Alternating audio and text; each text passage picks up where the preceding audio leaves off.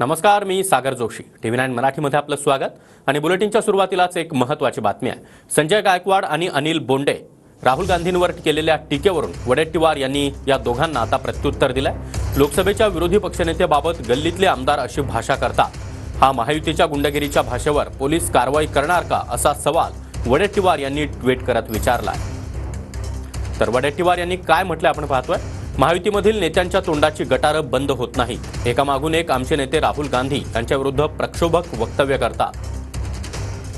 संविधान वाचवण्याची भूमिका आणि जातीनिहाय जनगणनेची मागणी राहुल गांधी यांनी केल्यामुळे भाजप आणि मित्र पक्षांना चटके बसलेत. म्हणूनच नैराश्यातून अशी विधानं केली जात आहेत. संजय गायकवाडांना अजून अटक झाली नाही म्हणून अनिल बोंडेंची हिंमत वाढली. लोकसभेच्या विरोधी पक्षनेत्याबाबत गल्लीतले आमदार अशी भाषा करतात. पोलीस प्रशासन गुंडगिरीची भाषा करणाऱ्यांवर कधी कारवाई करणार, असा सवाल विजय वडेट्टीवार यांनी विचारलाय.